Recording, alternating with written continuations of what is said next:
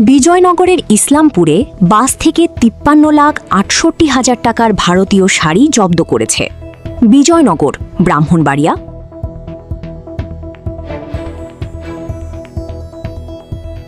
ব্রাহ্মণবাড়িয়ার বিজয়নগর উপজেলার ইসলামপুর এলাকায় বিশেষ অভিযান চালিয়ে একটি যাত্রীবাহী বাস থেকে বিপুল পরিমাণ ভারতীয় শাড়ি জব্দ করেছে সরাইল ব্যাটালিয়ন ২৫ বিজিবি।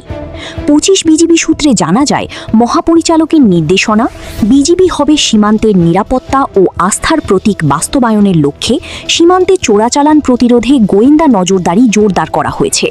এরই ধারাবাহিকতায় বুধবার ৮ জুলাই সকাল আনুমানিক ৬টা ৩০ গোপন সংবাদের ভিত্তিতে বিজয়নগর উপজেলার ইসলামপুর এলাকায় একটি বিশেষ অভিযান পরিচালনা করা হয়।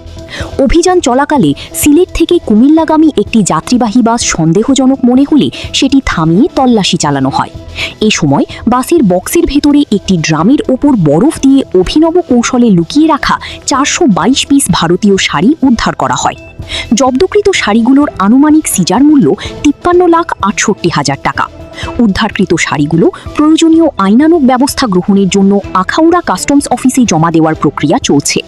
সরাইল ব্যাটালিয়ন ২৫ বিজিবি জানায়, তাদের দায়িত্বপূর্ণ ব্রাহ্মণবাড়িয়া জেলার বিজয়নগর ও আখাউড়া এবং হবিগঞ্জ জেলার মাধবপুর সীমান্ত এলাকায় চোরাচালান প্রতিরোধ, সীমান্ত নিরাপত্তা নিশ্চিতকরণ এবং গোয়েন্দা তৎপরতা জোরদারের নিয়মিত অভিযান অব্যাহত রয়েছে।